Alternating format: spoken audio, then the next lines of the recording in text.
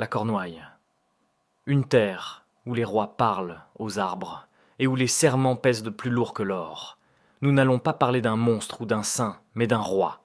Un grand roi, juste, puissant, mais affligé du secret le plus ridicule de toute l'armorique. Le roi Marc. Le roi aux oreilles de cheval. C'est ce même roi Marc qui, dans la légende, serait l'oncle de Tristan et l'époux de la belle Iseult. Je suis Louis Brache et vous écoutez Légendes de France. Nous poursuivons notre exploration des contes et légendes bretons. Avant de commencer, je vous invite à noter ou à liker le podcast si l'émission vous plaît. Ça aide beaucoup au référencement de l'émission et à ce que ces histoires touchent le plus grand nombre. Le roi Marc régnait sur la Cornouaille. C'était un roi respecté. Ses hommes d'armes, fidèles et braves, s'asseyaient à sa table dans la grande salle de son castel, buvant l'hydromel dans des cornes en écoutant les bardes. Son nom, dans la vieille langue celte, signifiait le cheval, et peut-être les dieux anciens souhaitaient-ils compenser ses grandes vertus par un vilain tour. Marc vivait un drame intime, sous son épaisse chevelure, qu'il gardait longue comme celle des druides et qu'il coiffait d'une lourde couronne, le roi cachait une malédiction. Ses oreilles prenaient la forme de celles des chevaux. Ce n'était pas la marque d'un démon, ni la majesté d'un cernounos aux oreilles de cerf. Des oreilles pointues, velues, qui frémissaient malgré lui quand un chien aboyait dans la cour. Pour un roi incarnant la dignité, c'était une humiliation quotidienne, un fardeau permanent.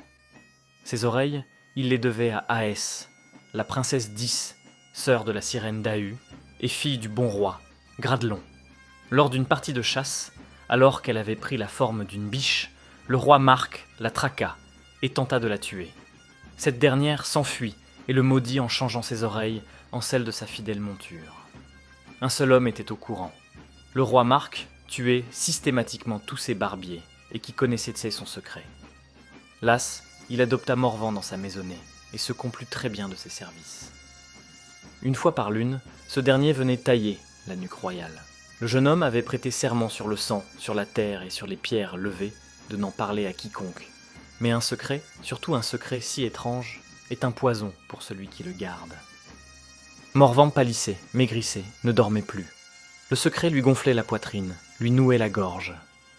N'en pouvant plus, et ne voulant ni mourir ni trahir, il courut un jour dans la forêt profonde de Welgoat.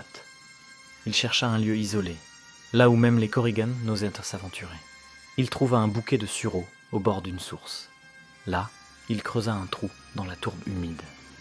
Il se pencha, mit sa bouche contre la terre, et hurla le secret dans les entrailles du monde.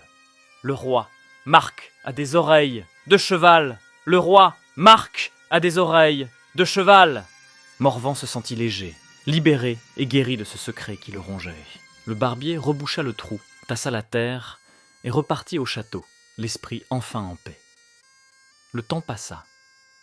L'hiver arriva, et avec lui, le grand festin de Yule. La salle du castel était pleine. Le roi Marc, au centre de ses guerriers, riait, détendu. Son barbier était silencieux, son secret bien gardé par la terre. Ce soir-là, 2 sonneurs arrivèrent pour animer le banquet.